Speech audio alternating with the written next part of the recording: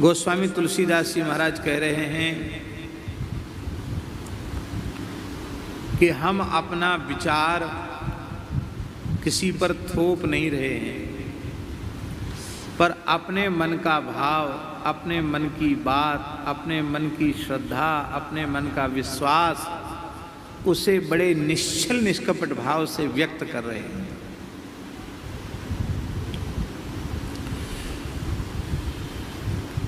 मेरा तो एकमात्र श्री राम नाम का ही विश्वास है।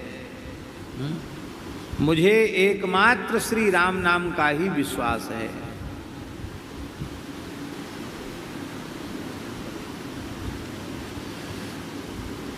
श्री राम नाम के अतिरिक्त, श्री हरि नाम के अतिरिक्त अन्य किसी भी साधन में मेरा विश्वास नहीं है।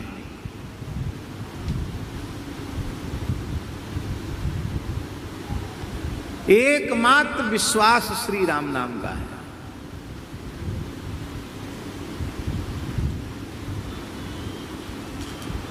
क्यों? उसका कारण क्या है?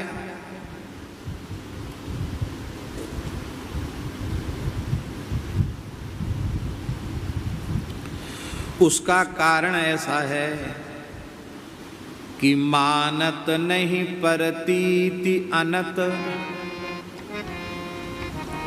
हमारा मन अन्यत्र विश्वास ही नहीं कर रहा है। हमारे मन को यह विश्वास नहीं हो रहा है कि यदि तूने राम नाम के अतिरिक्त किसी अन्य साधन का आश्रय लिया तो तेरा भला हो भी सकता है। यह हमारा मन स्वीकार नहीं कर पा रहा है। मेरा मन तो कहता है कि तेरे जैसे महाअधिम पतित जीव का कल्याण केवल और केवल श्री राम नाम से ही संभव है। तेरे लिए तो कोई दूसरा साधन नहीं है। तो मैंने तो परम विश्वास पूर्वक श्री राम नाम की शरण ले ली है, श्री राम नाम का आश्रय ले लिया। क्यों? क्योंकि मानत नहीं परतीति अनत। अनत परतीत नहीं मानत, अनत मन विश्वास नहीं मान रहा है। क्योंकि ऐसो ही स्वभाव मन बाम को। हमारे मन का उल्टा स्वभाव, ऐसे ही स्वभाव। क्या करें, हमारा मन ही ऐसा है। दूसरे किसी साधन में हमारा विश्वास नहीं है, मन का विश्वास नहीं। तो क्या साधन की निंदा है? क्या वे साधन सदोष हैं? कहते बिल्कुल सदोष साधन नहीं, सब अच्छे हैं।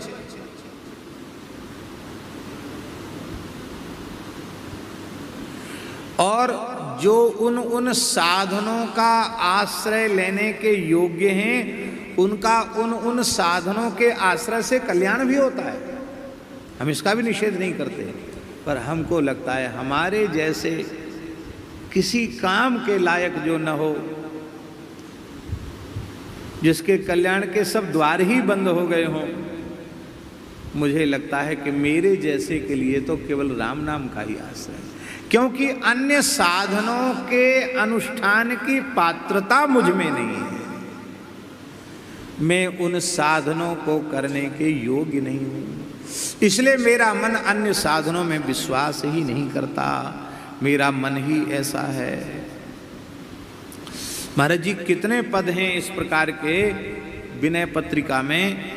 20 पद हैं, अनेकों पद हैं, जिन पदों में उन्होंने बार बार इस बात को कहा है कि मेरा तो एकमात्र विश्वास श्री राम नाम में है।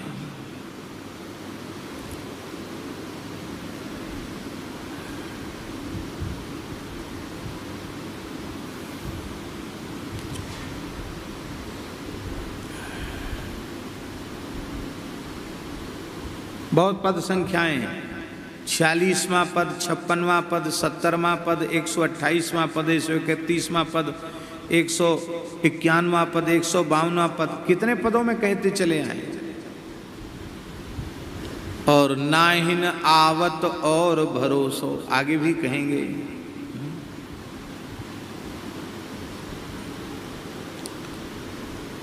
कारण क्या है? बोले कारण ये है कि लोग बड़े बड़े विद्वान, बड़े बड़े धर्मनिष्ठ आचार्य, शास्त्रों के चूड़ांत विद्वान, शास्त्रार्थ महारथी, महामहोपाध्याय रूप से प्रसिद्ध महानुभाव,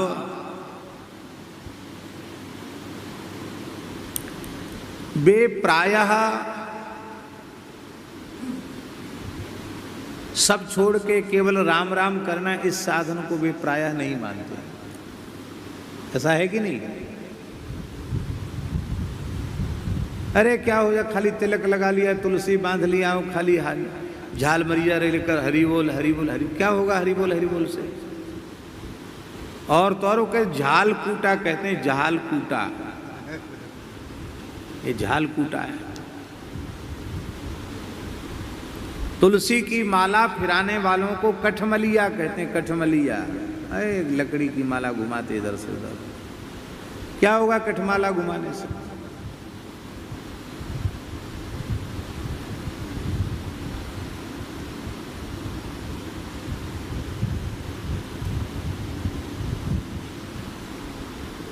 कर्मकांडी लोग भक्तों के लिए क्या कहते हैं? जो अनन्य भाव से राम नाम का आश्रय लेते हैं उनके लिए कर्मकांडी कहते हैं।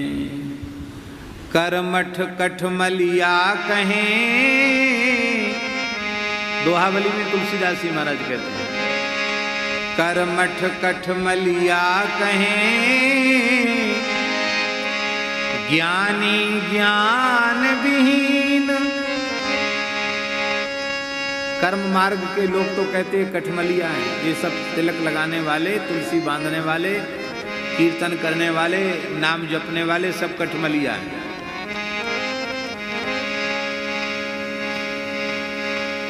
ये मान्यता तो है कर्मकांडियों की, और ज्ञानियों की मान्यता क्या है? करमठ कठमलिया कहें, ज्ञानी ज्ञान विहीन। क्या करें बेचारे, मंद भाग्य हैं, न व्याकरण पढ़े, न न्याय पढ़े, न दर्शन पढ़े, कुछ पढ़े तो है ही नहीं। सोहमस्मि इतिवृत्ति अखंडा, इस अखंड वृत्ति में रहना चाहिए। अरे किसको भजना, कौन किसको भजेगा, किसका भजन करना? जिसको तुम भजना चाहते हो वो तो तुम ही हो, तो भजोगे किसको? ये मूर्ख हैं, ये अपठित हैं, ये ज्ञानी नहीं हैं, ज्ञान विहीन हैं, इसलिए खाली राम राम के पीछे पड़े हुए हैं। करमठ कठमलिया कहें, ज्ञानी ज्ञान विहीन।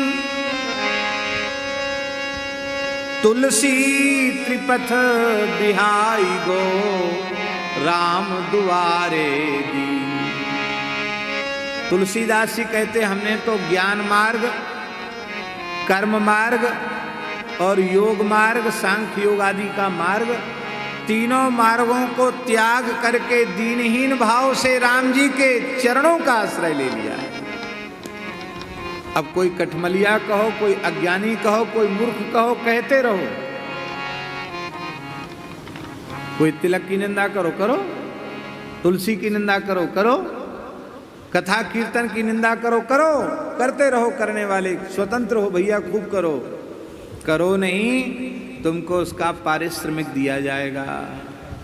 क्योंकि निंदक नियरे राखिए, आंगन कुटी छवाए, बिन पानी सावन बिना निर्मल करे सुवाए। महापुरुषों के जीवन में बड़ी विचित्र लीलाएं। एक महानुभाव हमारे महाराज जी के मित्र ही थे, हम उनको प्रणाम करते हैं। उनका शरीर नहीं है, महाराज जी के मित्र थे इसलिए हम उनको प्रणाम करते हैं। बहुत अच्छे महात्मा, पर भगवान की लीला है। महाराज जी सुदामा कुटी में विराजते थे, रामानंद पुस्तकालय में, और वे महानुभाव चित्रकूट से चलकर वृंदावन आए थे। तो उन्होंने यहाँ ऐसी योजना रच डाली कि पूज्य श्री सुदामा दास जी महाराज को कह दें कि तुम यहाँ से चले जाओ और प्रकाशन विभाग पुस्तकालय सब मैं ही संभाल लूँ।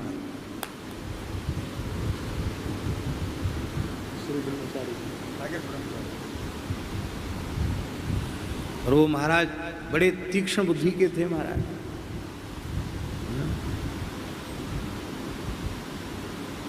जिसने चाणक्य को न देखा हो वो उनका दर्शन कर ले, इतनी तीक्ष्ण बुद्धि थी उनकी।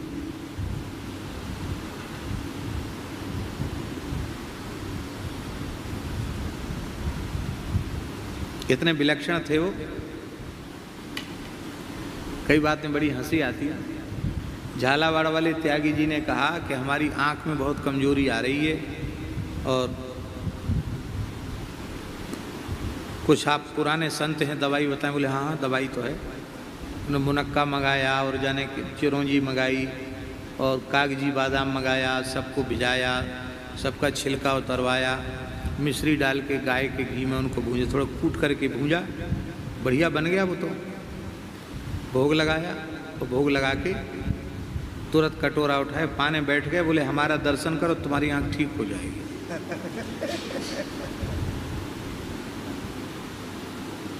वो बोले ऐसा रोज पवाओ तो क्या कहना तुमको, तो फिर गीध ही दृष्टि अपार।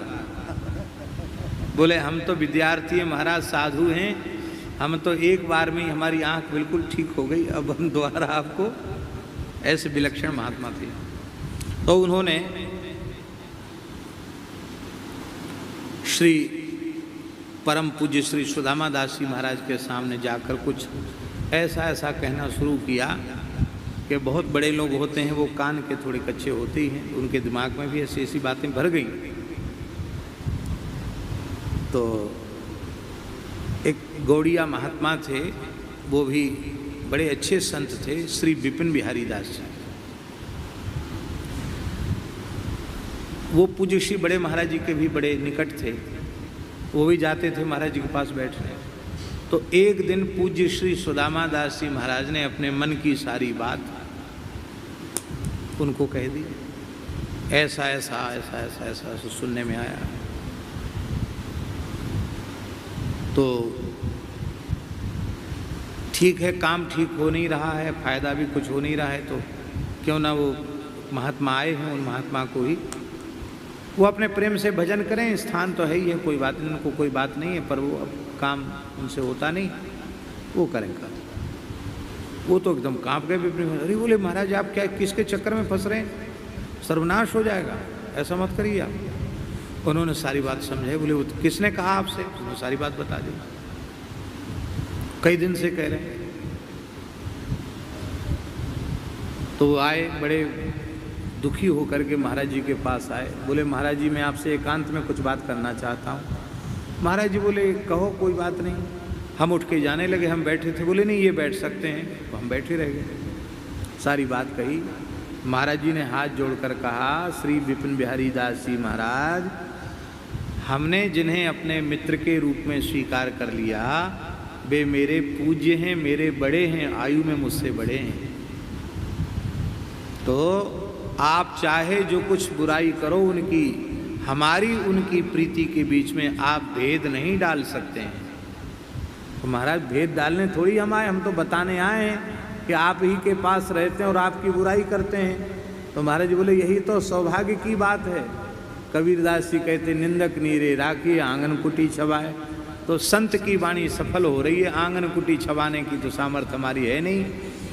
अब तक जो उन्हें हम सेवा उनकी करते थे, दूध घी बादाम, अब उनका दुगना कर दिया जाएगा, क्योंकि अब हमें पता लग गया कि वे हमारे परम हितैषी हैं। प्रशंसक हितैषी नहीं होते हैं, निंदक ही हितैषी होते, महाराज जी ने कहा। और महाराज जी के भाव में बाल के बराबर अंतर नहीं आया, और उन्होंने अपने शब्द के अनुसार वस्तुतः उनका दूध घी बादाम और बढ़िया कर दिया। कभी कहते भक्तमाली जी आज तो रबड़ी की भोग लगे ठाकुर जी को, तो महाराज जी जाओ गोपेश्वर महादेव से रबड़ी ले आओ। उनकी प्रत्येक इच्छा को महाराज जी पूर्ण करते हैं। साधो निंदक मित्र हमारा, निंदक को नेरे ही राखो होन न देऊ नियारा।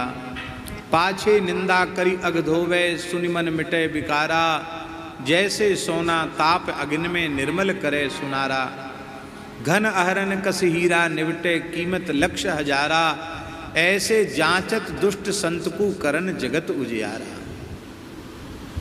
सुखी रहो निंदक जग माही रोग न हो तन सारा। हमारी निंदा करने वाला उतरे भवनिधि पारा। निंदक के चरणन की स्तुति वर्णो बारंबारा। चरण दास कहें सुनिए साधो निंदक साधक भारा। साधो निंदक मित्र हमारा। महाराज जी ने बोला नहीं, लेकिन उनका जीवन ऐसा था।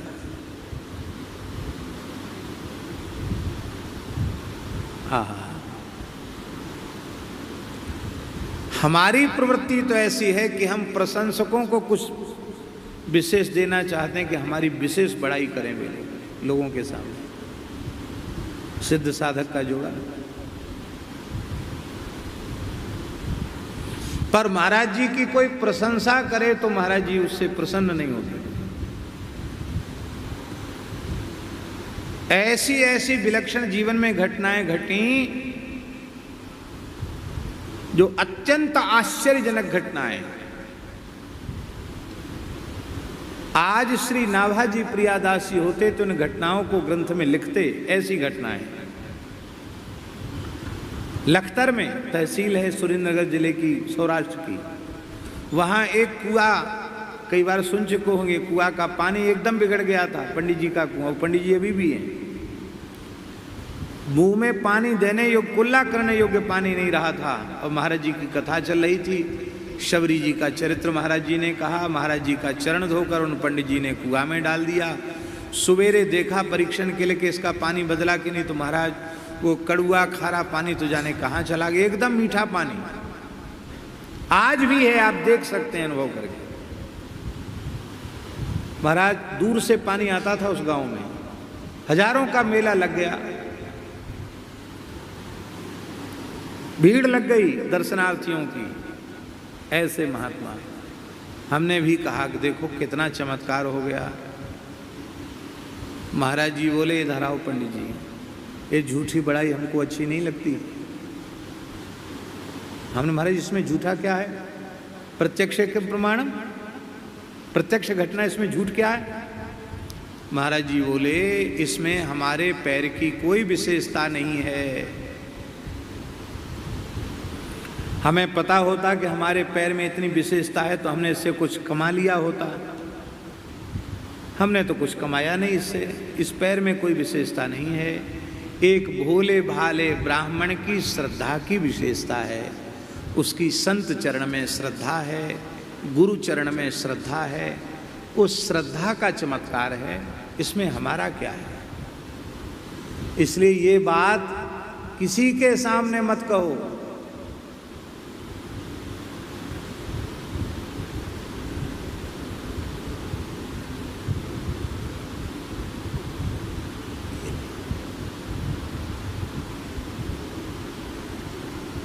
इसी को साधुता कहते हैं, इसी को साधुता कहते हैं। हमारे जैसे केवल एक वेशभूषा मात्र धारण कर लेना ही साधुता नहीं है। साधुता इस प्रकार का स्वभाव हो, इस प्रकार के गुण हो, उसी का नाम साधुता है। तो निंदक निंदा करें, करने दें उनको निंदा, लेकिन हम अपने विशुद्ध जो प्रेम लक्षणा रस रूपा भक्ति का मार्ग है, उस मार्ग से हम विमुख न हो। हम भगवान नाम में ही सर्वोपरि विश्वास रखें, क्योंकि करमठ कठमलिया कहें, ज्ञानी ज्ञान विहीन तुलसी त्रिपथ बिहाई गो, राम दुआरे दी। इसलिए हम तो सारे मार्गों को त्याग करके केवल श्री राम जी के द्वार पर पड़े हैं, राम राम कर रहे हैं। भरोसो जाही दूसरो सो करो, मोको तो राम को नाम काम तरु, कलि कल्याण करो, भरोसो जाहि दूसरो सो करो। इसी पद में उन्होंने कहा ज्ञान उपासन, ज्ञान कर्म उपासन, ज्ञान वेद मत, आगे कर्म उपासन ज्ञान वेद मत, सो सब भांति करो, मोहि तो सावन के अंधे ज्यों सूझत रंग हरो, भरोसो जाहि दूसरो सो करो।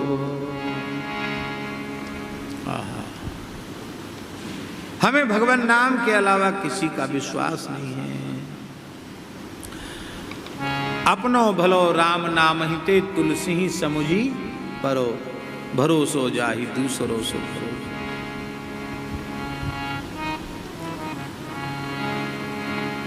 दो 227वें पद में, 227वें पद में गोस्वामी जी ने कहा है साधत साधु लोक परलोक ही सुनि गुनि जतन घनेरे, तुलसी के अवलंब नाम ही को एक गांठ कोट फेरे।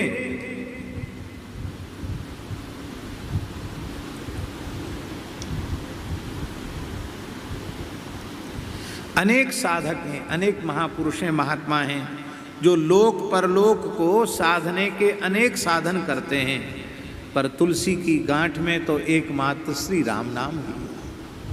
हमारा लोक, हमारा परलोक, सब जगह है तो राम नाम ही हमारा। इसलिए हमारा मन तो बाम है, उल्टा है, वो किसी को नहीं मानता। वो कहता हम तो केवल राम नाम को ही मानेंगे। अरे बोले ये बात ऐसी है, तुम इसलिए नहीं मान पा रहे हो क्योंकि तुम पढ़े लिखे नहीं हो। इसलिए तो हम कहते शास्त्रों को पढ़ना चाहिए। खाली किसी ने तुमको बहका दिया राम राम करो, इसी से कल्याण हो जाएगा कल्याण। अरे कुछ पढ़ो लिखो तो पता चले। एक महात्मा थे,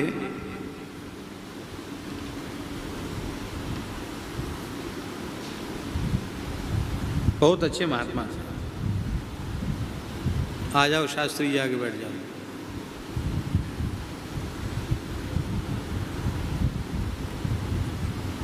एक महात्मा थे, श्री निम्बार्क संप्रदाय के संत थे। उनका नाम श्री चतुरदास जी था। बहुत अच्छे महात्मा थे। मुरैना जिले की बात है। महाराज जी दीक्षा तो उन्होंने बहुत पीछे ली, उसके पहले 1 अरब राम नाम का जप किया था उन्होंने, संख्या पूर्वक गुफा में बंद होकर। कितना? 1 अरब राम नाम का जप किया था। बाद में उस जमाने में साधु कहते थे ना कि अरे निगुरा है, कोई किसी का चेला नहीं है। उनको लोग निगुरा कहने लगे। तो फिर एक निम्बार्क संप्रदाय के ही संत थे श्री हनुमान दास जी महाराज, उनसे उन्होंने विधिवत दीक्षा ली, विरक्त वेश लिया। और दीक्षा में उनको श्री गोपाल मंत्र मिला, अष्टादशाक्षर गोपाल मंत्र। तो रोने लग गए। तो गुरुजी ने कहा क्यों रो रहे हो? बोले महाराज मेरी तो राम नाम में इतनी प्रीति हो गई है कि मैं 2 अक्षर के अलावा और कुछ उच्चारण ही नहीं कर पाता हूँ। अब आपका इतना लंबा चौड़ा मंत्र तो मुझे याद भी नहीं होगा, तो बड़ा अपराध बन जाएगा। अब क्या करूँ महाराज, मैं तो राम ही राम कर पाऊँगा। जैसे मोर का कंठ चलता ना, ऐसे चलता था उनका हमेशा, सोते सोते भी कंठ चलता था।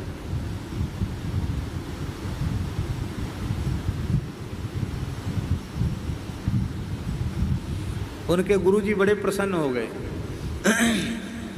बोले ये गोपाल मंत्र का अर्थ ही राम नाम है, उसका भाव यही है, तुम चिंता मत करो। तुम्हारे बदले नियम की माला हम फेर लिया करें। 1 माला तो फेर लोगे कि ना? हाँ 1 तो फेर लेंगे। बोले इतना फेरते रहो, बाकी तुम्हारे बदले का नियम हम कर लेंगे, तुम तो राम राम करो। तो उन्होंने इतना राम राम किया महाराज जी। अपने जमाने में भेड़ बकरी चराने वाले लोग उनके पास आते हो, एक बार भी कहते अरे भैया ऐसो समय क्यों बर्बाद कर रहे हो, भेड़ बकरी चराओ तो भले ही चराओ, ऊंट चराओ तो भले ही चराओ, पर राम राम तो कियो करो। जिससे वे कह देते राम नाम कियो करो, उसको नाम जपने की धुन लग जाती। भेड़ बकरी चराने वाले हजारा माला गले में डाल करके राम राम जपते थे। 2-2, 3-3 लाख नाम जप खेत किसानी करने वाले लोग जप लेते थे। ऐसे महात्मा, उनके जमाने में नाम जापकों की बाढ़ सी आ गई थी। तो मुरैना में एक आयोजन था। उस आयोजन में एक सन्यासी महात्मा आए, वेदांत विषय के बड़े प्रकांड विद्वान थे, बड़े अच्छे महापुरुष थे, बड़े विद्वान थे। उनको बुलाया लोगों ने, वो बैठे। तो सामने चतुर्दासी को भी बुलाए लोगों ने, बड़े महापुरुष थे, उनको बुलाया। ऊपर कहा था ऊपर बैठ, बोले नहीं हम नीचे बैठेंगे, सामने बैठ के कथा सुनेंगे। तो ऐसी साधारण भाव से जैसे बाबा बैठे हैं ऐसे बैठ गए। अब वो महात्मा जो प्रवचन करने आए थे ना, उनको पता नहीं क्या दिमाग में हुआ, उन्होंने देखा कि सब यहाँ माला झोली लेके खटखटा रहे हैं, हजारा माला ले लेके बैठे हैं लोग। तो उनको क्या लगा कि हम तो गंभीर वेदांत की चर्चा करना है, ये सब माला फेर रहे हैं, कोई नाम लिख रहा है, कोई माला फेर रहा है, हमारी बात तो कोई सुन ही नहीं रहा। तो खींच गए और खींच कर क्या बोले कि अरे ये किसने तुमको बहका दिया, ये झाल मगीजा कूट कर हरे रामा हरे कृष्णा करने से थोड़ी कुछ होगा, ये राम राम करने से कुछ नहीं होगा, हरि बोल करने से कुछ नहीं होगा। अरे ये तो प्राथमिक साधन है, भारी शुरुआत में लगाने के लिए लगा दिया राम राम, ये आखिरी नहीं है, ये तो प्राइमरी साधन है। हम तो तुम्हें सर्वोच्च अवस्था का ज्ञान कराने आए हैं कि तुम किसको प्राप्त करना चाहते हो, तुम तो वही हो, ऐसा कुछ बोलने लगे। वेदांतियों वाला प्रवचन। अब बेचारे चतुर्दासी तो कथा सुनने बैठे थे। जैसे अपने हमारे भरतदास जी है ना, दुबले पतले बूढ़े महात्मा, ऐसे ही दुबले पतले महात्मा थे चतुर्दास जी, तगड़े भी नहीं थे और कभी जीवन में गुस्सा नहीं किया उन्होंने, पर पता नहीं क्या उनको आवेश आ गया, हुंकार किया उन्होंने हनुमान जी के जैसी, और उछल के मंच पर चढ़ गए और चढ़ के वो कथावाचक जो स्वामी जी थे उनको उठा के मंच के नीचे धड़ाम से पटक दिया, पटक कर घोंटू से चढ़ गए छाती पे और एक घूंसा ऐसे लेके देहाती भाषा में इत बित की बातें क्यों करे, हिये में धल्ले राम नाम, हिये में धल्ले राम नाम, हिये में धल्ले, घूसे घूसा जमा में छाती में, हिये में धल्ले राम नाम, हिये में धल्ले राम नाम। बेचारों के कपड़े उपड़े फट गए, चोट भी आई ही होगी, इतने क्रोध में उठा के पटका। तो बड़े प्रतिष्ठित व्यक्ति थे और उनका बड़े प्रतिष्ठित व्यक्ति थे, उनका इस तरह से तिरस्कार हुआ। लोग उठ के खड़े हो गए और महाराज को पकड़ा। इनको अप्रत्याशित घटना थी, क्योंकि चतुर्दास जी तो बहुत सीधे महात्मा थे, उनमें कभी गुस्सा ही नहीं। ये हुआ क्या, लोग समझ भी नहीं पाए कि हुआ क्या। जैसे महात्मा को पकड़ा, पकड़ते ही वो बेहोश हो गए। फिर जब होश आया तो रो रो कर कहने लगे कि मेरे प्राण छूट जाएं, नाम की निंदा हमें क्यों सुननी पड़ी, मेरे प्राण निकल जाएं। नाम के प्रति जिसमें श्रद्धा ने उसका मुंह क्यों देखना पड़ा, हाय हाय मेरे प्राण छूट जाएं।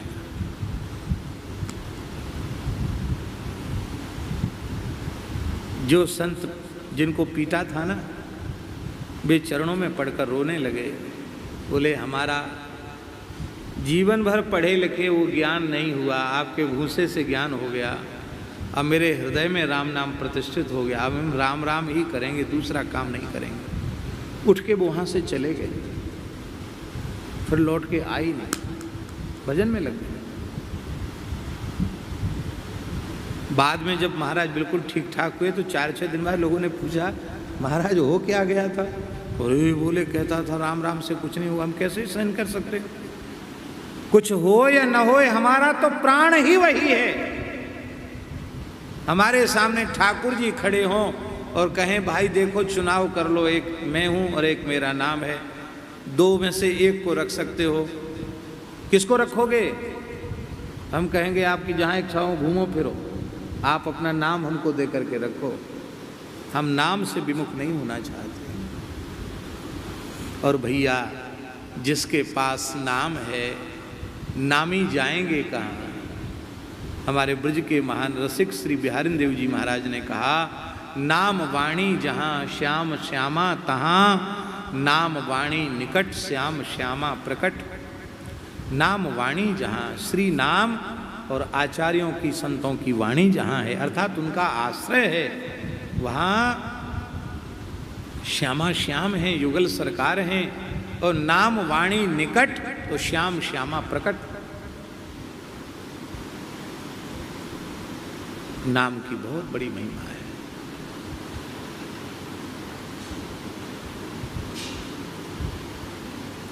पतंग उड़ाने वाले के हाथ में पतंग की डोर बनी रहे तो पतंग कहां जाएगी?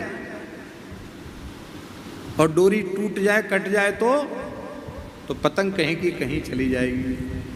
पतंग तो श्री ठाकुर जी हैं और डोर श्री राम नाम है, हरिनाम डोर है। इसलिए लीला में नित्यरास के पद में आता है, कहाँ जाएगी पतंग तेरे हाथ में है डोर, बन नाचे नटनी को आली नंद को किशोर, बन नाचे नटनी को आली नंद को किशोर।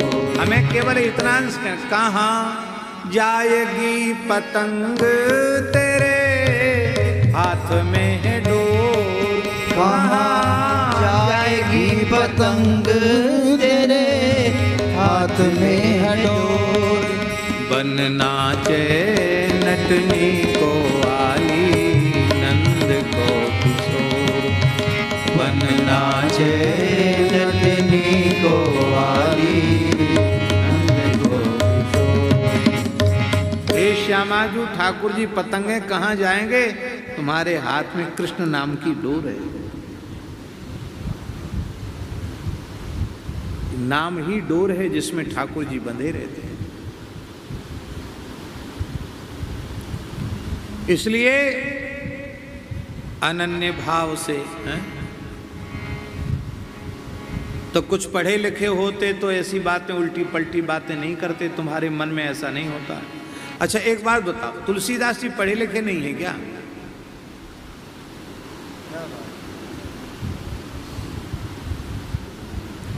हम तो ये बड़े विश्वास पूर्वक कह रहे हैं कि चारों वेद, 6 शास्त्र, 18 पुराण, उपपुराण, सारे आगम ग्रंथों का इतना बड़ा विद्वान, जितने बड़े विद्वान गोस्वामी तुलसीदास जी महाराज रहे, ऐसा विद्वान न भूतो न भविष्यति, ऐसा विद्वान। इसलिए किसी के बहकावे में मत आओ। इतने बड़े विद्वान कह रहे हैं, भरोसो विश्वास एक राम नाम को, लग जाओ, बहको मत। ये प्राइमरी साधन नहीं है, ये सर्वोच्च साधन है। साधन का आरंभ भी यहां से है और साधन की पूर्णता भी यही है।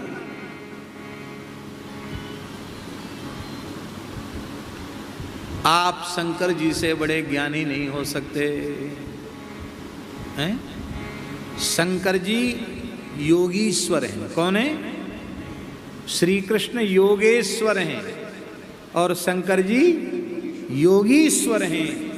जितने योगी इस विश्व ब्रह्मांड में भये हैं होने वाले हैं, सबके अधीश्वर भगवान शिव ही हैं। इनसे बड़ा योगी और कोई दूसरा नहीं। बीते संवत सहस 87 तजी समाधि शंभु अविनाशी। 87,000 वर्ष तक समाधि में बैठे रह जाते हैं। और वे शंकर जी, उनसे बड़ा कोई वेदांती नहीं, उनसे बड़ा कोई ज्ञानी नहीं, उनसे बड़ा कोई विज्ञानी नहीं, उनसे बड़ा कोई योगी नहीं।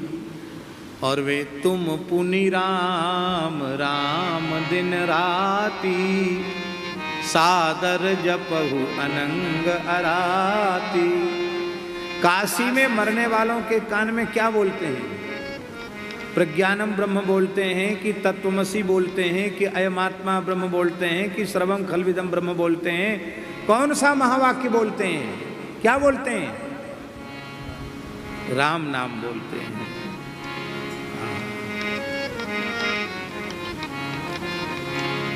जिस साधन को भगवान शिव ने अपना प्राण मानकर स्वीकार किया हुआ है, वो साधन प्राइमरी साधन है।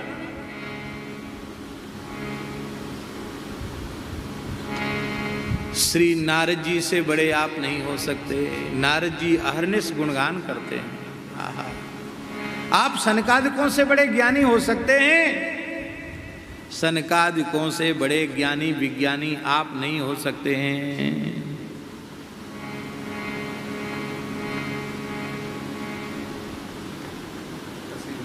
हरिशरणमित्येवं नित्यं येषां मुखे वचः, अतः काल समादिष्टा जरायुष्मान न बाधते।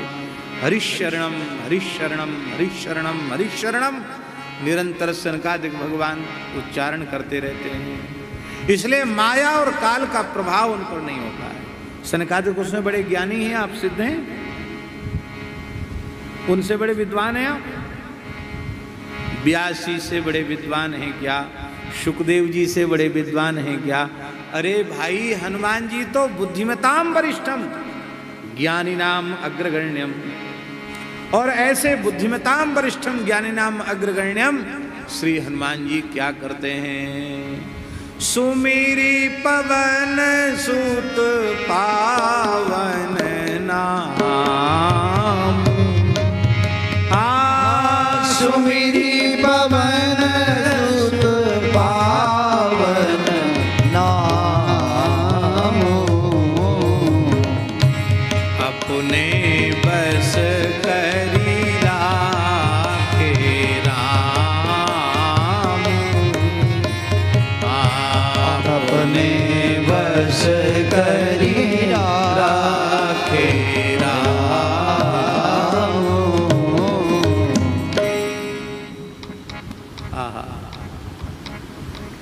अपने बस करी राखे राम।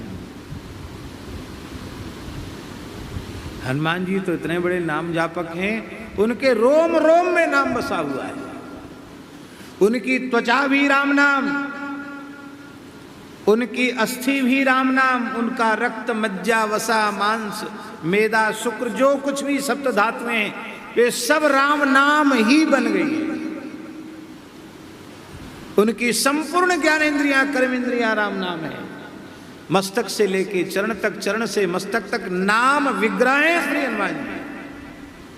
मूर्तिमंत नाम का स्वरूप है। नाम महाराज ही हनुमान जी महाराज। श्री हनुमान जी महाराज राम जी की सेवा में अहर्निश रहते हैं। पर कभी कभी तो ठाकुर जी की सेवा में अवसर होता कि नहीं। जैसे ठाकुर जी मध्याह्न में राजभोग के बाद पौड़ गए, विश्राम में चले गए, तो हनुमान जी को फुर्सत हो गई। हनुमान जी उस अनवसर के समय हनुमान जी सरयू जी के तट पर चले जाते हैं और करताल लेकर के कीर्तन करते हैं, श्री राम जय राम जय जय राम, श्री राम जय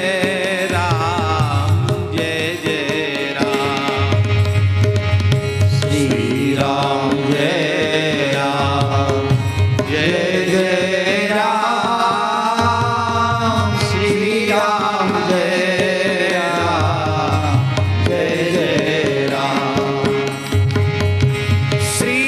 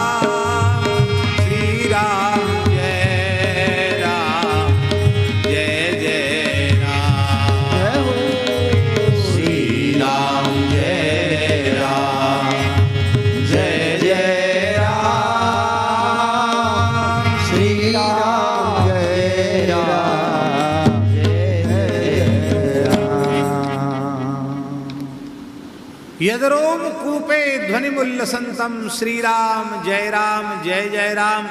उनके एक एक रोम के छिद्र से श्री राम जय राम निकलता है।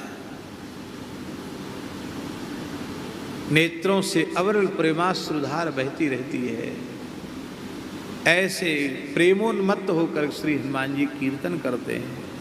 कभी भूल से स्वप्न में भी अस्वीकार न करो कि कथा कीर्तन नाम जप नाम स्मरण नाम कीर्तन ये प्राथमिक साधन है, सर्वोच्च साधन है। सब कुछ पढ़ लिया, सब कुछ कर लिया,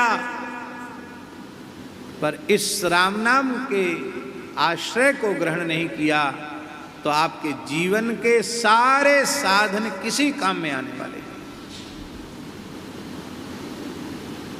श्री गुरु नानक देव जी ने कहा,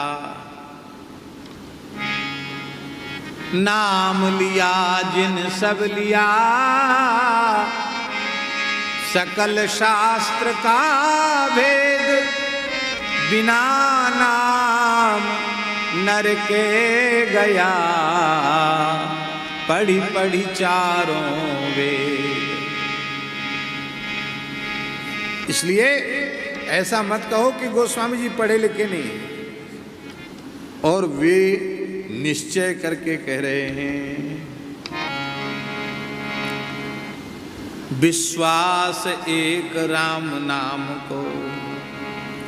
बोले क्या करें, तुम्हारा दिमाग इसलिए ऐसा बिगड़ गया है कि तुम पढ़े लिखे नहीं हो। तो गोस्वामी जी उसका समाधान कर रहे हैं, पढ़िबो पर्यो न छठी छमत ऋगु, जजुर अथर्वण साम को। एक कहावत प्रसिद्ध है, छठी रात को लिख दई जो विधिना ने अंक, और राई घटे न तिल बड़े, रहुरे जीव निसंग। छठी रात को लिख दई जो विधिना ने अंक। छठी रात्रि को विधाता विधिना आकर के लिख देते हैं, कहते वो वही होता है जीवन में, वैसे ही घटित होता है। अब तो छठी भी बंद हो गई। छठी में पूरी रात जगती थी माताएं, दीपक वीपक जला करके विधना लिख जाएं, अच्छा भाग्य लिखें, जातक का, सब खत्म हो गया। महाभारत में लिखा है, क्या लिखा है, बोले 5 चीजें पेट में ही निश्चित हो जाती हैं, छठी में तो पक्की हो जाती है, मोहर लग जाती है। कौन कौन चीजें?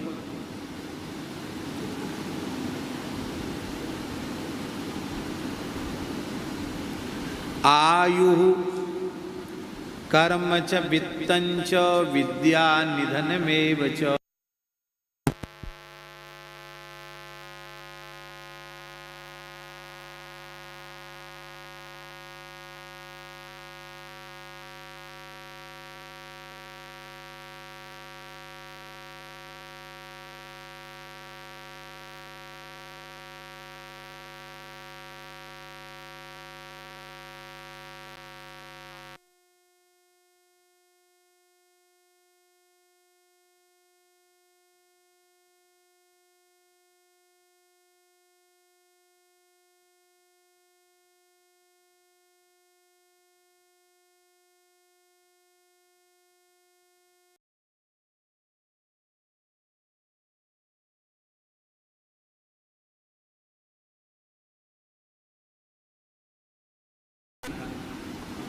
हमारे छठी में भी नहीं कि हम पढ़ेंगे लिखेंगे भी। क्यों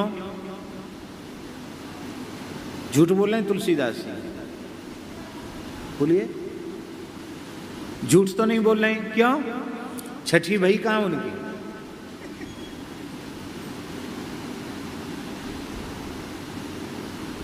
जन्मते ही माता तुलसी देवी बालक को, राम बोला को, चुनिया दासी को देकर के संसार से विदा हो गई। और किस परिस्थिति में? बोले हमारी तो छठी पूजा तक नहीं भई। इसका मतलब हमारी तो छठी में भी नहीं लिखा था विधाना ने कि तुम कुछ पढ़ोगे लिखोगे। तो विधना के अंक से तो हम पढ़े लिखे हैं नहीं। तो गुरु जी की कृपा हो गई, कुछ 2-4 अक्षर पढ़ लिए, हो गया। वो क्या है? लेकिन हम अपने को पढ़ा लिखा नहीं मानते, ये है उनका दैन्य। कहते हैं पढ़िबो पर्यो न छठी, हमारे पढ़ने का संस्कार तो हमारे छठी में भी नहीं लिखा गया है, क्योंकि छठी तो हमारी भई ही नहीं।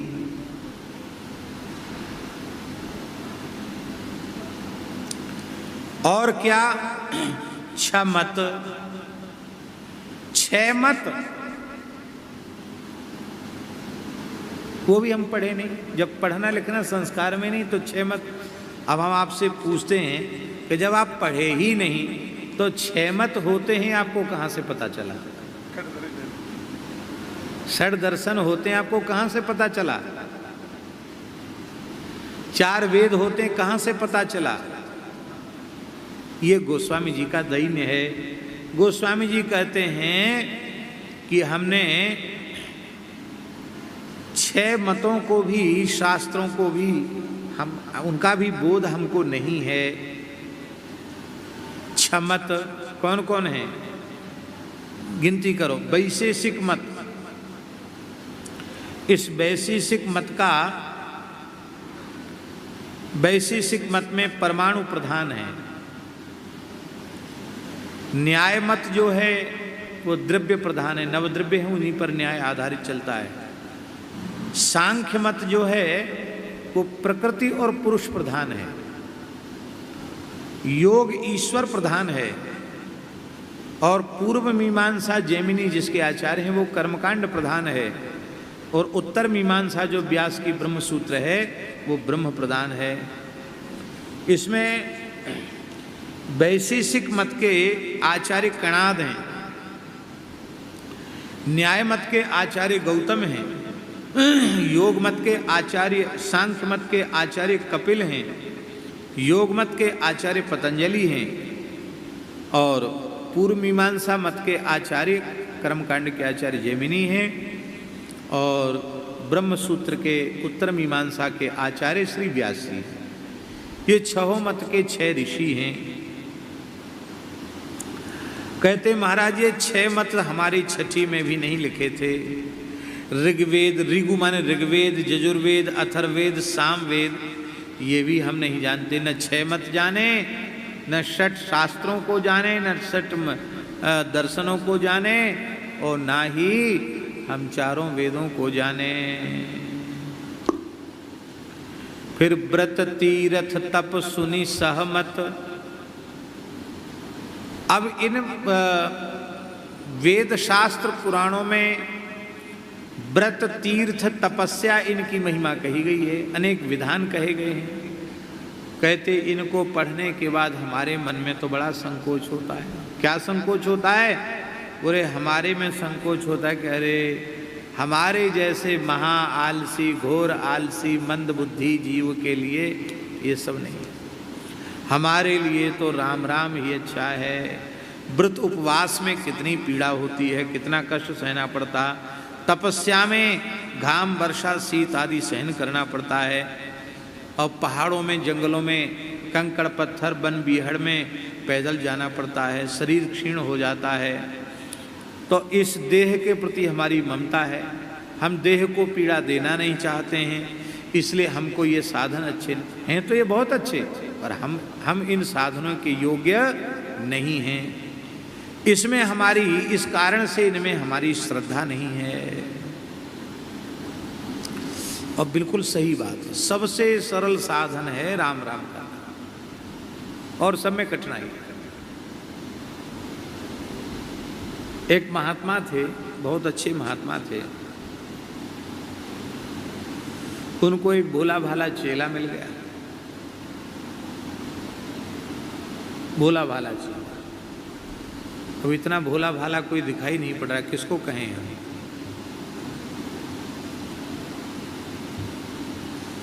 चलो धन्ना भगत कोई कह देते हैं, ये भोला भाला है। धन्ना जी थे भी भोले भाले। ऐसा कोई भोला भाला चेला मिल गया। और गुरु जी योगी थे, वो आसन सिखाने लग गए। तो भोले भाले चेला ने कहा महाराज सबसे बड़ा आसन बता दो आप तो हमको, जिससे जल्दी सिद्ध हो जाए। बोले महाराज शीर्षासन योगासन में सबसे श्रेष्ठ है, क्योंकि शीर्ष माने बड़ा, सबसे ऊंचा आसन है, सिर के बल पर खड़े होना। कितनी देर में सिद्धि मिल जाती? बोले 3 घंटा में सिद्धि। अब एक ही साथ कोई 3 घंटे सिर के बल खड़ा हो जाए तो उसका तो मरना हो जाएगा बेचारे का। धीरे धीरे अभ्यास बढ़ाया जाता, 2 मिनट, 3 मिनट, फिर 5 मिनट, 10 मिनट, धीरे धीरे अभ्यास करते करते हमने सुना कि पूज्य धर्म सम्राट स्वामी कृपात्री जी महाराज 2.5, 3 घंटे तक शीर्षासन कर लेते थे। हमने सुना उनके बारे में, और सबकी सामर्थ्य तो नहीं होती। वो भोला भाला चेला था, उसने कहा कैसे तो डगमगा जाएंगे, को दीवार के कोने के सहारे ऐसे कुंडरी सी बनाए के और सिर के नीचे करके ऊपर। बोले अब चाहे मरें चाहे जिए 3 घंटे के बाद ही अपना आसन खोलेंगे। थोड़ी देर में महाराज सुन्न हो गया, ये सिर इतना बड़ा फूल गया उसका, ये हो गया सिर। आंख लाल हो गई महाराज, नाक से खून आ गया, लेकिन था पक्का महाराज। वो 3 घंटा क्या, 3 घंटे के बाद तो सुन्न हो गया, टिका रह गया जैसे कोई मुर्दा टिका हुआ हो।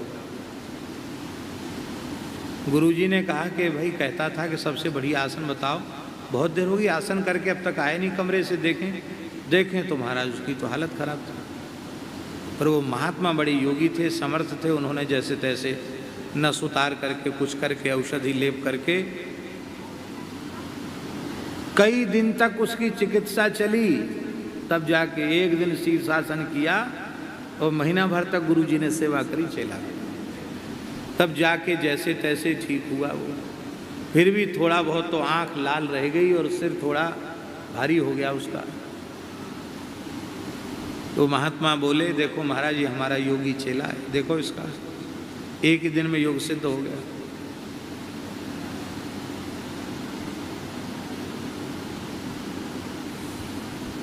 अरे बोले योगी को पेट साफ रखना चाहिए, धोती किया, और धोती करना कोई सामान्य क्रिया थोड़ी है। नेति धोती वस्ती कुंजल शंख प्रछाल ये सब क्रियाएं योगी हठ योगी लोग करते हैं शरीर को शुद्ध करने के लिए। धोती निगल ली जाती है, ऐसी 4 अंगुल पट्टी जैसी होती है, निगल देते हैं।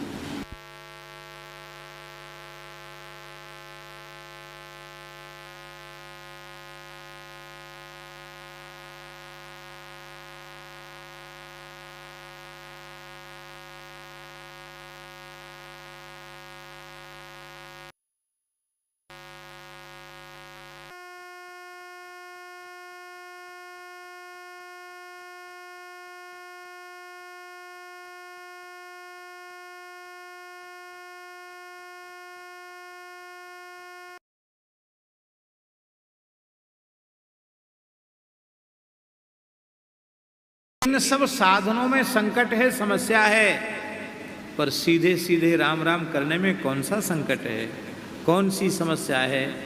तो तुलसीदास जी कहते हमको तो लगता हमारे जैसे के लिए तो केवल राम नाम ही है, इसलिए हमें तो एकमात्र श्री राम नाम का ही विश्वास है। तपस्या आदि साधन बड़े कठोर हैं, हमसे बनने के नहीं है,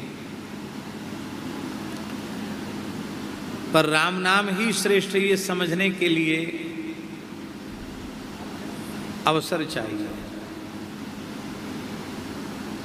अपने राम पहली बार जब गिरनार गए, चढ़े न गिरनार, तो गिरनार पर्वत चढ़े, दत्त भगवान की चरण पादुका का दर्शन करने गए। अब तो सुनते हैं कि काफ़ी अच्छा वहाँ चढ़ने का मार्ग बना दिया है। हम जब गए थे तब मार्ग बहुत अच्छा नहीं था, कम से कम 30-32 साल पहले तो गए होंगे।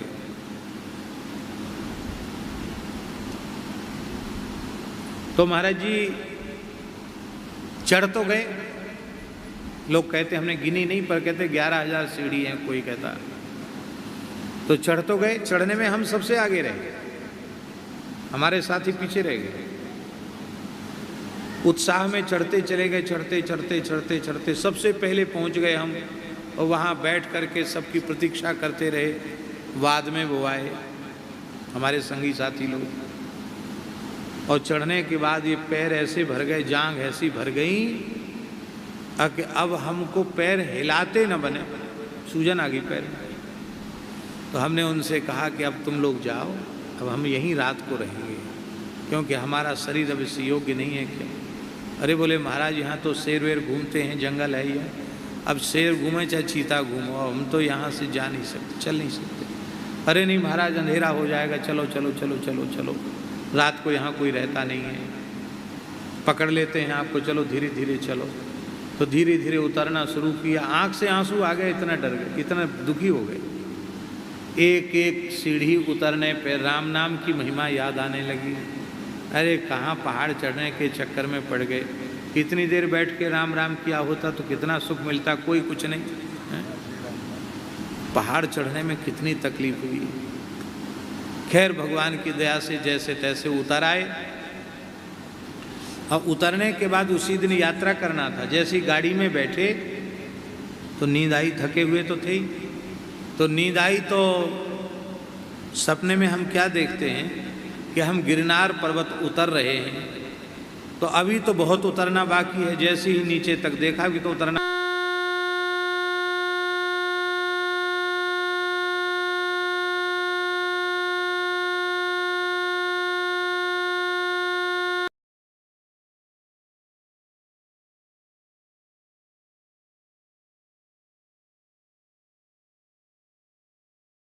भगवान के नाम से जैसा सरल साधन है। हमारे श्री गोरेदाऊ जी वाले पूज्य महंत जी महाराज श्री हरिदास जी महाराज एक रसिया गाते थे, हमें रसिया याद नहीं है, बहुत अच्छा लगता था उनकी वाणी से। मनुआ खेती करो राम नाम की, अरे मनुआ खेती करो राम नाम, अरे मनुआ खेती करो राम नाम की, अरे मनुआ खेती करो राम नाम की, अरे मनुआ खेती करो राम नाम की। हाँ पैसा न लागे तेरो धेला न लागे, पैसा न लागे तेरो धेला न लागे। जिह्वा हले मुँह में चाम की, हाँ जिह्वा हले मुँह में चाम की, अरे मनुआ खेती करो हरि नाम, अरे मनुआ खेती करो राम नाम की, अरे मनुआ खेती करो राम नाम की। खुद हारमोनियम बजा के गाते थे, बहुत अच्छा लगता था उनकी वाणी। आहा। गोस्वामी जी कहते हैं कि व्रत, तीर्थ, तपस्या, इनकी क्लिष्टता को, इन साधनों की क्लिष्टता को सुनकर के हमारा मन तो ऐसे सिकुड़ जाता। बोले रे भैया तुम नहीं कर सकते हो, मत करो तो पची मरे। इन साधनों में पच के कौन मरे? करे तन छाम को। इस शरीर को बेचारे को इतना दंड देना अच्छा नहीं है, इस शरीर को दुर्बल क्यों करे।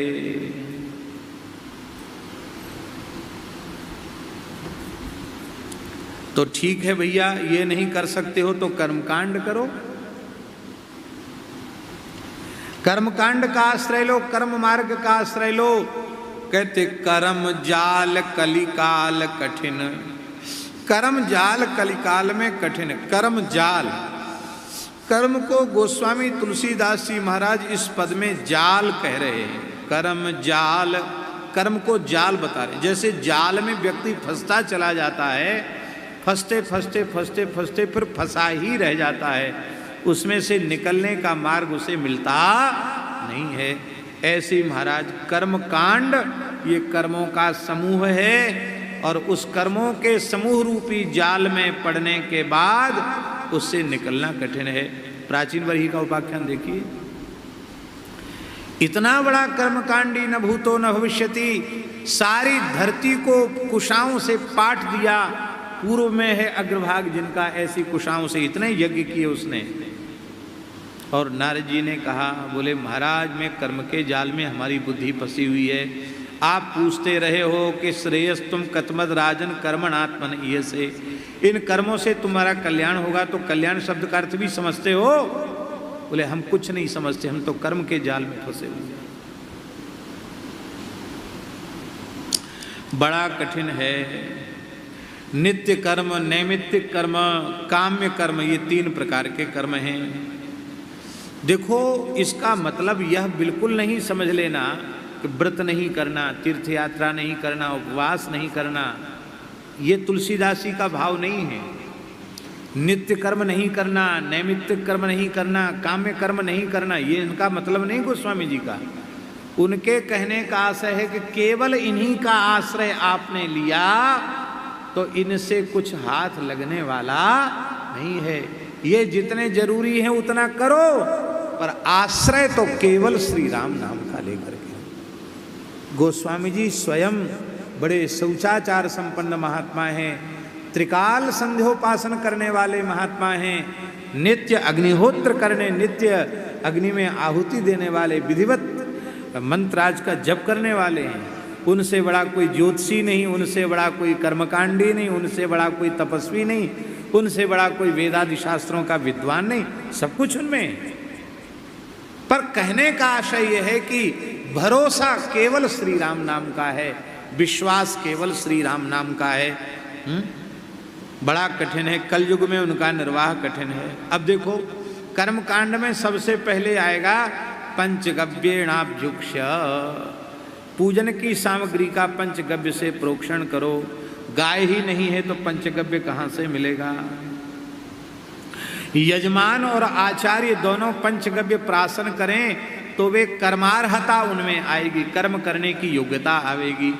कितने लोग पूजा पाठ में पहले आचार्य यजमान पंचगव्य प्राशन करते हैं तब कर्म शुरू करते हैं? बताइए, कर्मार्हता ही नहीं है। दवाई के लिए घी मिलना मुश्किल हो रहा है, पूजा के लिए कहाँ से मिले महाराज? यज्ञ, हवन, धूप, दीप, ये सब चर्बी वाले घी के हो रहे हैं। नाम कर्मकांड का है, यज्ञ का नाम है, और देवता कमजोर हो रहे हैं, असुरों का बल बढ़ रहा है, क्योंकि विशुद्ध गव्य पदार्थों से यज्ञादि कर्मकांड संपादित नहीं हो रहे हैं। बड़ा कठिन है महाराज। दूसरी बात है कि इन सब साधनों को करने में, कर्मकांड के साधनों को करने में धन की आवश्यकता है। ये कर्म द्रव्याधीन है, बिना धन के तो ये सब नहीं होगा। अब जो बेचारा अकिंचन है, पैसा ही नहीं छूता, रखता ही नहीं, वो कहाँ से धन जुटाएगा? इसलिए भैया सबसे सरल साधन राम नाम है। मेरे पास तो फूटी कौड़ी भी नहीं, तुलसीदास जी कहते, तो मैं कहाँ से ये सब करूँगा? मेरी योग्यता नहीं है। यदि कोई कहे कि संसार में बहुत लोग धनी मानी हैं, आप में श्रद्धा भी रखते हैं, आप उनसे धन ले लो, वो तुम्हें धन देने के लिए तैयार हैं, तो उसका उत्तर है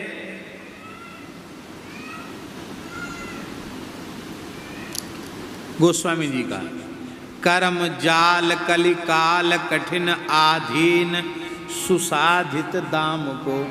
सुसाधित दाम बहुत ऊंची बात है, शास्त्री जी लिखने योग्य बात है। सुसाधित दाम, आप देश काल और वस्तु की पवित्रता है, उत्तम आचार्य उत्तम यजमान प्राप्त है, लेकिन कर्म का यज्ञादि कर्मकांड जिस धन से किए जा रहे हैं वो धन न्यायोपार्जित नहीं है।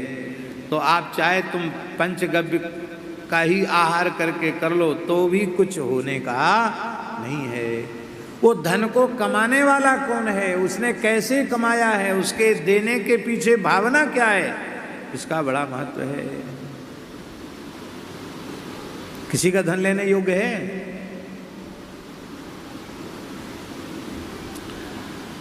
यज्ञ होते हैं पंचकुंडी, सप्तकुंडी, 12 कुंडी, 108 कुंडी, हजार कुंड वाले यज्ञ भी होते हैं, सुना है हमने।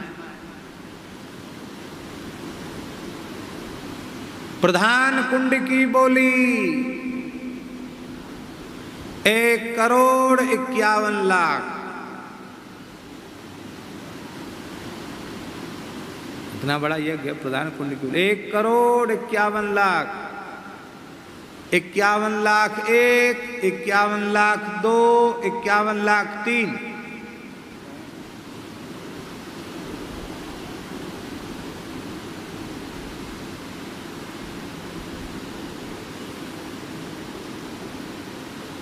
फिर बोलेंगे 51,51,000, बढ़ाते चले जाएंगे, फिर घटाएंगे। ऐसा होता है, बढ़ाते हैं घटाते हैं।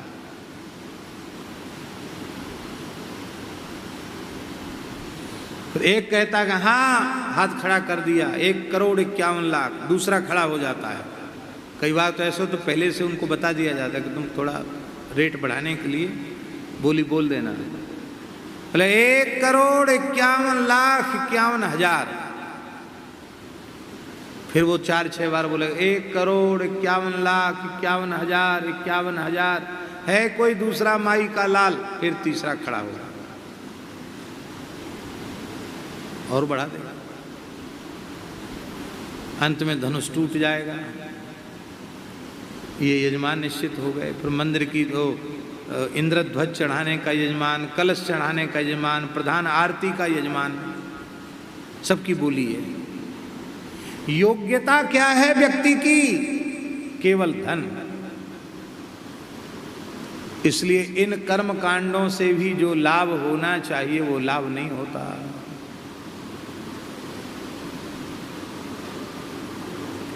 सुसाधित दाम को, गोस्वामी जी विनय पत्रिका में, वो दाम सुसाधित नहीं है, दुस्साधित है।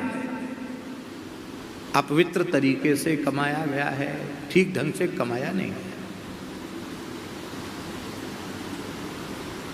अब वो संध्योपासन संपन्न होना चाहिए, शिखा सूत्रधारी होना चाहिए, वैदिक सदाचार संपन्न होना चाहिए, ये सब कुछ योग्यता उसकी धरी रह जाएगी। केवल एक ही योग्यता उसकी रहेगी कि वो धनवान होना चाहिए। धनवान होना योग्यता नहीं है। यस्यास्ति भक्तिर्भगवत्य किंचना सर्वैर्गुणैस्तत्र समासते सुरा हराव भक्तस्य कुतो महद्गुणा मनोरथेना सति धावतो।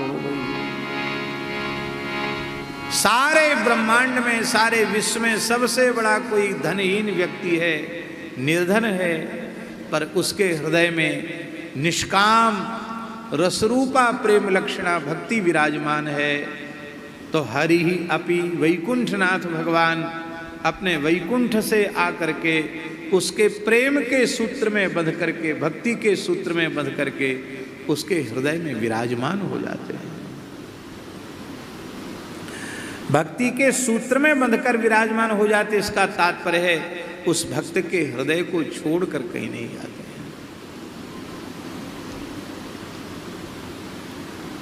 तो कर्म जाल कलिकाल कठिन, गोस्वामी जी कह रहे हैं कर्म का जाल, उससे निकलना बड़ा कठिन है, कलिकाल में कठिन है।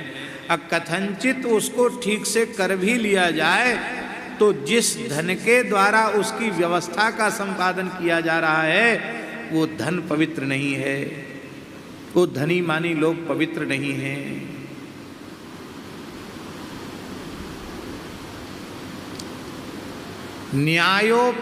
न्यायोपार्जित धन के ही दान का पुण्य दाता को प्राप्त होता है। अधर्म पूर्वक जो वस्तु कमाई गई है उसके दान का पुण्य तो नहीं मिलता, अपितु महाभारत में व्यास जी ने लिखा है कर्ता पापेन लिप्यते, दान करता उस पाप से लिप्त हो जाता है। इसलिए अपने परिश्रम पूर्वक झूठ बोल करके, बेईमानी करके, धोखा दे करके, किसी को पीड़ित करके जो धन इकट्ठा किया गया उस धन से दान पुण्य में कोई लाभ नहीं, सुसाधित नहीं है। और ज्ञान विराग जोग जप तप भय लोभ को मोह कोह काम को।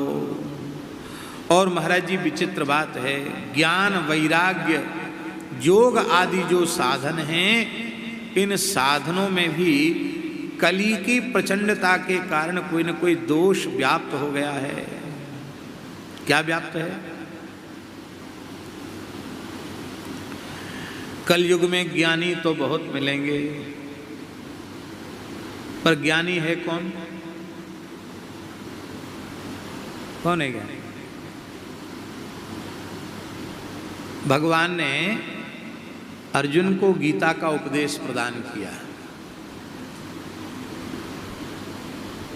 तो भगवान की कृपा जब प्राप्त कर ली भगवान के प्राण प्रिय सखा अर्जुन ने, तो अंतिम में क्या कहा अर्जुन ने? आपको याद है? नष्टो मोहः स्मृतिर्लब्धा त्वत्प्रसादान मयाच्युत। ये है ज्ञान की अवस्था। नष्टो मोहः, मोह नष्ट हो गया। स्मृतिर्लब्धा, स्मृति प्राप्त। स्मृति क्या है? स्वरूप विज्ञान ही स्मृति है। आत्म स्वरूप का बोध, परमात्मा स्वरूप का बोध, आत्म परमात्मा की प्राप्ति में जो बाधक माया है उसके स्वरूप का बोध, जिसको अर्थपंचक कहते हैं, अर्थपंचक का बोध, इसको ज्ञान कहते हैं। तो ज्ञान को, ज्ञान रूपी साधन को कलिकाल में ज्ञान रूपी साधन को मोह ने ग्रस लिया है। ज्ञानी तो बड़े बड़े मिलेंगे, पर मोह ममता उनकी बिल्कुल कम नहीं। एक विनोद की बात कह दें। हमने एक बार महाराज जी से कहा, अपने गुरुदेव से, कि महाराज जी सब महात्मा लोग प्रवचनों में प्रायः करते हैं संसार मिथ्या है, संसार मिथ्या, इतना क्यों पीछे पड़े थे? संसार मिथ्या है, मिथ्या मिथ्या। तो महाराज जी हंसकर बोले, इसलिए संसार को मिथ्या बताते हैं कि तुम मिथ्या चीज़ों को रख के क्या करोगे, सब हमको ही दे दो। ये सब मिथ्या है, बेकार है, तुम रख के क्या करोगे, हमको दे दो।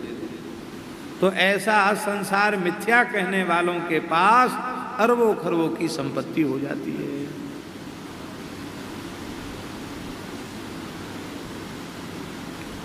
हम लोग तो संसार को मिथ्या नहीं मानते हैं। हम लोग संसार को मिथ्या नहीं मानते, इसीलिए गरीब है। बोलो वृंदावन बिहारी। हाँ, जो मिथ्यावादी हैं वो ज्यादा धनवान है। संसार को मिथ्या कहने वाले, क्योंकि हमारे यहाँ तो हमारा धन तो श्री रघुनाथ जी हैं। यहाँ जो कुछ वस्तु आवेगी वो भगवान की सेवा के लिए आवेगी। भगवान की सेवा, वहाँ अपना कोई संबंध ही नहीं है। देखो, तीन चीजें हैं वैष्णवता के मार्ग में, प्रपत्ति के मार्ग में, शरणागति के मार्ग में। तीन चीजें हैं: उपास्य, उपासक, उपासना सामग्री। उपास्य भगवान श्री हरि हैं, उपासक जीव है, और उपासना सामग्री क्या है? शरीर संसार उपासना सामग्री है। जब इसे हम भोग के लिए स्वीकार करते हैं शरीर संसार को, तो ये माया है, अविद्या है, बंधन का मूल है। और जब इसे हम भगवत सेवा में इसका विनियोग कर देते हैं, तो ये उपासना का साधन बनकर ये भक्ति बन जाती है, और ये फिर बाधक न होकर साधक हो जाता है।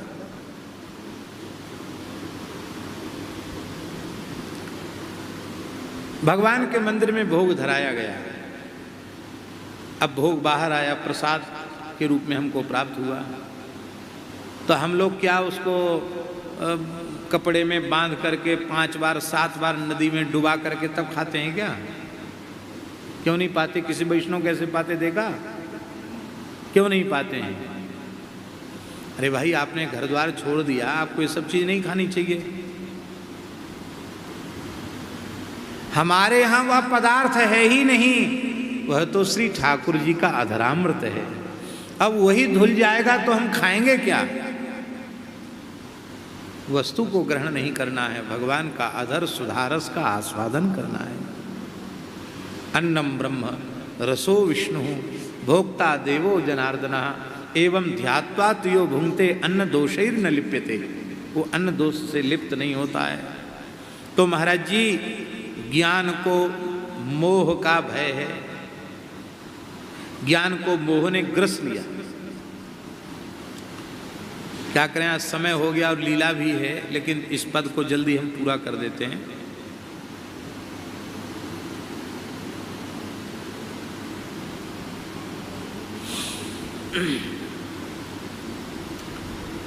एक सज्जन का पुत्र मर गया, युवा पुत्र था, बड़ी पीड़ा की बात थी। तो पंडित जी, ज्ञानी जी पहुंच गए वहाँ, बड़े वेदांत के प्रकांड विद्वान थे, लोग उनको ज्ञानी जी कहते थे, बड़े ज्ञानी थे। पहुंच गए तो पंडित जी का नाम सब ज्ञानी जी कहते थे, उनको ज्ञानी जी ज्ञानी थे महाराज। उन्होंने करे न जायते मृते वा कदाचित, गीता के श्लोक बोलने लग गए, न जायते मृते वा कदाचित, आत्मा न उत्पन्न होता है न मरता है, किसके लिए रोते हो, क्यों रोते हो, ये रोना गाना बेकार है। क्या गया, जो क्या लाए थे, जो क्या नष्ट हो गया, ऐसी बातें कहने लग गए। जैसे तैसे उनको सांत्वना दिलाई। उन्होंने भी, विचारों ने, अब मरा हुआ आदमी तो जीवित होगा नहीं, जैसे तैसे उन्होंने संतोष कर लिया। एक दिन उनका मन कुछ अशांत था, तो मन में सोचा कि चलें ज्ञानी जी के पास जाएं, कुछ सत्संग करके आवें। तो ज्ञानी जी के पास आए तो देखा वे स्वयं ही रो रहे हैं। अरे हमारा बेटा मर गया था, हमको आपने ज्ञान का उपदेश करके चुप करा दिया, आपके ऊपर कौन सी आफत आ गई, आप क्यों रो रहे हो। अरे बोले भगत जी क्या बतावें, हमारी मिट्टी की मटकी जिसमें हम घी भरते थे वो असावधानी से हाथ से छिटक गई और फूट गई। उसमें 2 पैसा की हंडी आती थी। तो उस भगत ने कहा, हमारा 2 पैसा की हंडी के लिए रो रहे हो, वो हमारा बेटा मर गया था, उसमें तो गीता के श्लोक बोल रहे थे, ये 2 पैसा की हंडी के लिए रो रहे हो, गीता का ज्ञान किसी काम में नहीं आया आपके। तो उस ज्ञानी ने कहा, अरे मूर्ख, हमारा इतना भारी नुकसान हो गया, उस पर कोई संवेदना तो तू व्यक्त कर नहीं रहा है, उल्टे हमको उपदेश देने चला। अरे बेटा तेरा था और हंडी मेरी है, ये तेरी मेरी जहाँ लगा हुआ है, इसी का नाम है मोह। मोह सकल व्याधिन कर मूला। ज्ञानियों को, ज्ञानी तो मिलेंगे कलयुग में, पर मोहग्रस्त मिलेंगे। वैराग्यवान भी मिलेंगे, कितने समय से 12 साल से नमक नहीं खाते, अब मिठाई नहीं खाते, अमुक चीज़ नहीं खाते, केवल दूध पी के रहते हैं, पानी पी के रहते हैं। कुछ ऐसे भी सुनाई पड़ जाएंगे कि पानी भी नहीं पीते हैं। बड़े वैराग्यवान हैं, उनकी रहनी बड़ी ऊंची है, पर प्रायः उनमें भी लोभ का अंश देखा जाता है। तो वैराग्य को लोभ ने खा लिया कलयुग में।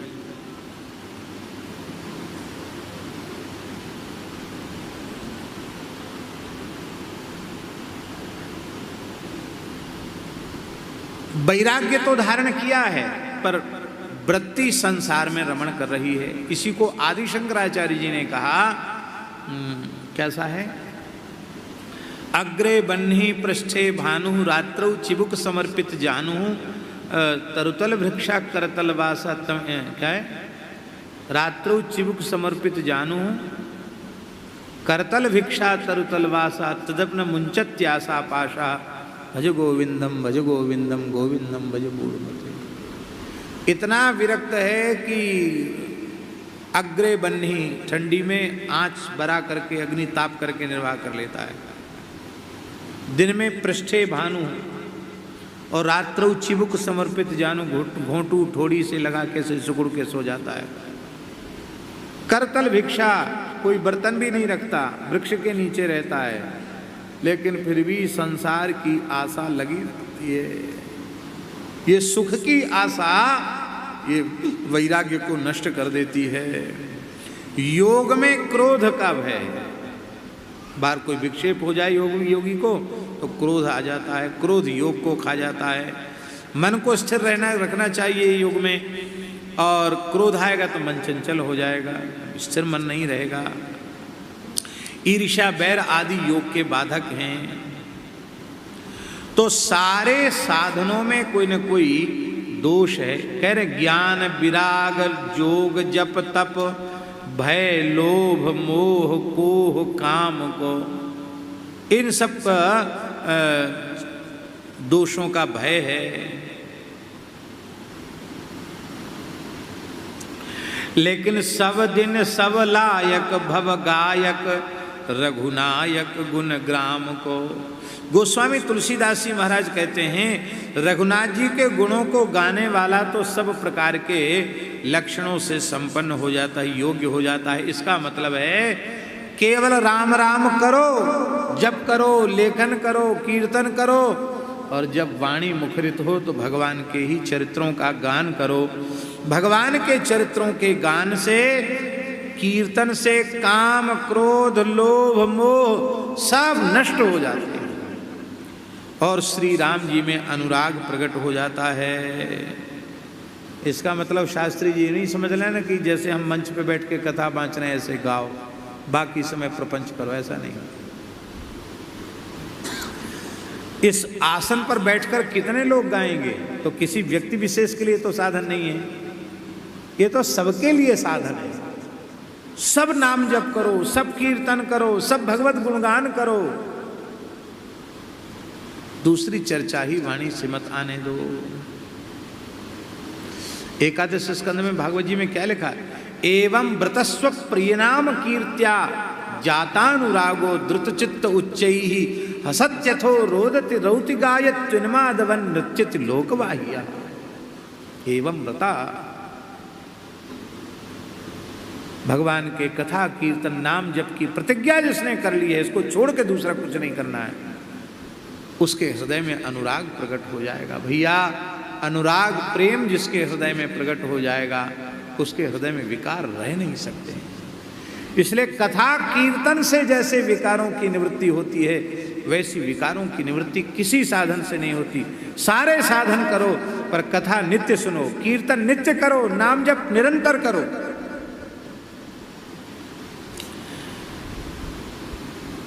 इसलिए समुझ समुझ गुण ग्राम राम के उर अनुराग बढ़ाऊ, तुलसीदास अनयास राम पद पाई है प्रेम पसाऊ। विनय पत्रिका में गोस्वामी जी ने कहा है। और दूसरी बात क्या है? बैठे नाम काम तरु तरु डर कौन घोर घन घाम को। गोस्वामी जी कहते हैं तुम नाम के आश्रय लेकर के, राम नाम का आश्रय लेकर के बैठे हो, ये राम नाम साक्षात कल्प वृक्ष है। इसके नीचे बैठने पर घाम की तीक्ष्णता, तपन, उसकी अनुभूति नहीं होती है। ये कलिकाल का जो प्रचंड प्रताप है, इसका जो प्रचंड घर्म है, इसकी जो गर्मी है, वो रामनाम रूपी कल्प वृक्ष की छाया में बैठने वाले को कभी व्याप्त नहीं होगी और उसकी सारी कामनाएं अपने आप पूर्ण हो जाएंगी। पूर्ण होना क्या है? निष्काम हो जाना ही सारी कामनाओं का पूर्ण होना है। नाम जापक के मन में कोई कामना नहीं रहती है। अंतिम बात, को जाने को जई है जमपुर को सुरपुर पर धाम को, तुलसी ही बहुत भलो लागत जग जीवन राम गुलाम को। को जाने को जई है जमपुर, बातें चाहे जितनी लंबी चौड़ी कर लो, मरने के बाद किसको जमलोक जाना पड़ेगा कोई ठिकाना नहीं। क्यों? मरने के समय क्या वृत्ति होगी, कौन सा अपराध बन जाएगा, कहाँ जाना था, कहाँ चले जाएंगे। देखो एक बात बता दें आपको, समय तो हो गया फिर भी बता देते हैं। आपने वृंदावन की एक विभूति का नाम सुना है? टोपी कुंज के महंत, टोपी कुंज निम्बार्क संप्रदाय का प्राचीन स्थान है। वहाँ के महंत परम पूज्य महंत श्री बाबा माधवदास जी भक्तमाली जी, जिनसे पूज्य पंडित श्री जगन्नाथ प्रसाद भक्तमाली जी ने भक्तमाली जी का प्रसाद प्राप्त किया। सिद्ध पुरुष थे महाराज जी, बाबा श्री माधवदास जी भक्तमाली। भगवत प्राप्त जीवन मुक्त सिद्ध पुरुष थे। हमारे खाकचौक वाले महाराज जी पूज्य गुरुदेव पहाड़ी बाबा महाराज भी उनके स्मरण करते थे। महाराज जी भाग के जब बचपन में आए थे तो सबसे पहले टोपी कुंजी पहुंचे थे, वहां रहे, कई महीना रहे वहां। तो बाबा ने कहा कि क्या, क्यों यहाँ रह रहे हो? बोले हम आपकी बहुत श्रद्धा रखते हैं, आपसे भेष लेना चाहते हैं। आज के जैसा जमाना नहीं था कि किसी ने कहा तो तुरंत उसको लंगोटी दे दिया। बोले तुम ब्राह्मण बालक हो, सुपात्र हो, विरक्त हो के भजन करना चाहते हो, अच्छी बात है, अब इस समय नहीं आया। एक दिन महाराज जी बोले कि आप कब कृपा करोगे? तो कहते तुरंत वो ध्यानस्थ हो गए और ध्यानस्थ होकर के श्री माधवदास जी ने कहा कि पूर्व जन्म में तुम श्री सीताराम जी के अनन्य भक्त थे, रामानंदी साधु थे, तुम 3 जन्म से ब्रह्मचारी हो, 3 जन्म से विरक्त साधु हो, तो ये तीसरा जन्म है तुम्हारा, अंतिम जन्म है। तो तुम्हारे सद्गुरुदेव भगवान मैं नहीं, तुम्हारे सद्गुरुदेव भगवान पहाड़ी बाबा खाकचौक आश्रम में हैं, श्री स्वामी लक्ष्मण दास जी महाराज। विप्रकुल का शरीर है, ब्रजवासी शरीर है, बड़े उच्च कोटि के महात्मा हैं, वे ही तुम्हारे सद्गुरु हैं। और वो दीक्षा जल्दी देते नहीं हैं, लेकिन तुम हमारा नाम लेना कि बाबा ने भेजा है तो वो कृपा कर देंगे। महाराज जी कहते मैंने जैसे बाबा का नाम लिया तो गुरु जी प्रसन्न हो गए, श्री स्वामी लक्ष्मण दास जी। बोले भाई अब उन्होंने भेजा है तब तो तुम्हारी पात्रता में कोई अंतर नहीं है, पर तुम कहो कि हम चेला बनाने के बाद बहुत दिन तक तुमको रगड़ना पड़ेगा यहाँ साधुओं की रगड़ में। बोले ठीक है, क्या रगड़ना पड़ेगा? तो महाराज जी कहते कि पहले उन्होंने शिष्य बनाया, बोले हमको तो जल्दी भेज दे दिया उन्होंने, गुरु जी ने, महापुरुष ने भेजा था ना। भेजने के बाद पहले गौ सेवा में लगा दिया, गैया चराने भी जाओ, गैया लेने भी जाओ, नियार बनाओ, सानी बनाओ, धार काढ़ो। महाराज जी कहते पल्ली पार गैया चराने जाते थे, पुराना जमाना था। कुछ वर्ष गौ सेवा में रखा और गौ सेवा के बाद बोले अब तुम पंचगव्य दे करके फिर कहा कि रसोई में भर्ती हो जाओ। कुछ दिन रसोईया बना के रखा, कुछ दिन नहीं कुछ वर्ष, और रसोई बनाने के बाद फिर मंदिर में पुजारी बनाया खाकचौक में।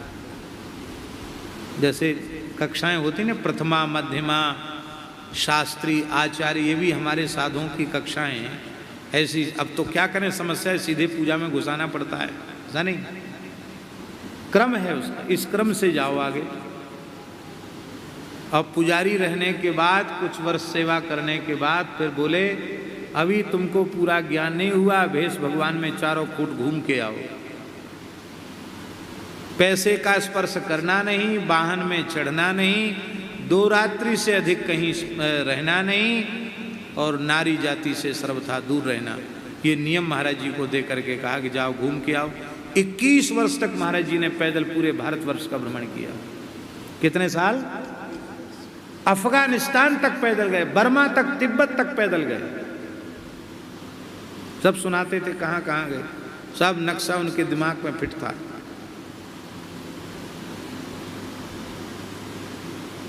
तब महात्मा होते थे, देशकाली संत जिसको कहते हैं।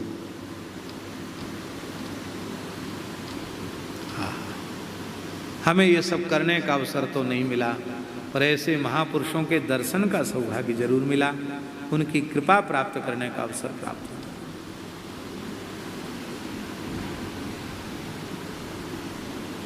तो किस प्रसंग में हम कह रहे थे ये बात? को जाने जय जम। हाँ, माधवदास जी की बात करें तो वो बात पूरी कर दें। ऐसे सिद्ध संत थे माधवदास जी। एक बार वृंदावन की परिक्रमा कर रहे थे तो उन्होंने देखा कि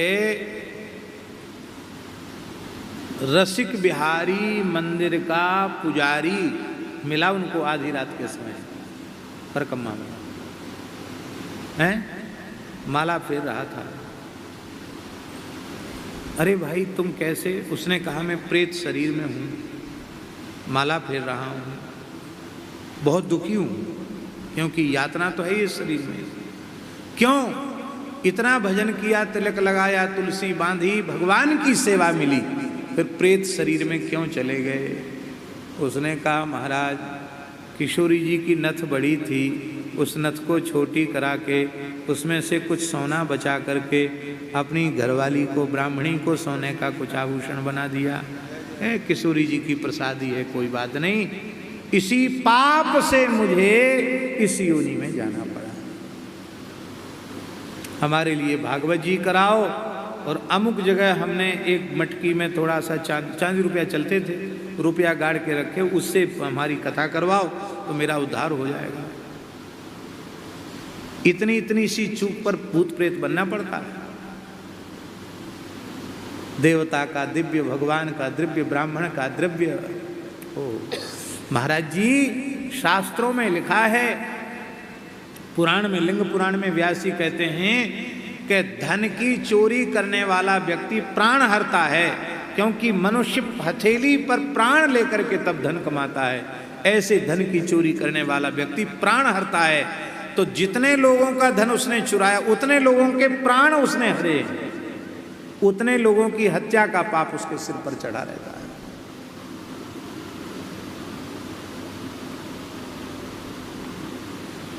कभी भूल करके भी गौ, ब्राह्मण, संत का कोई द्रव्य हमारे व्यवहार में ना आ जाए। जिनकी सेवा का है उन्हीं की सेवा में लगे, ये सावधान। इसलिए गोस्वामी जी कहते, को जाने को जय है जमपुर। यमराज के नगर में कौन जाएगा? कौन स्वर्ग में जाएगा?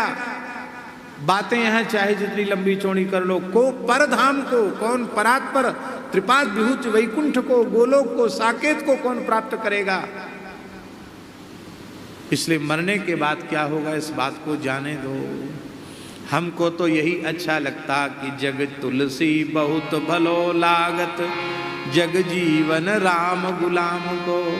हमको तो सबसे भला यही लगता है कि हम जब तक जिए तब तक श्री रघुनाथ जी के चरणों के गुलाम होकर के जिए, उनके अकिंचन दास बन करके जिए, दासानुदास बन करके जिए।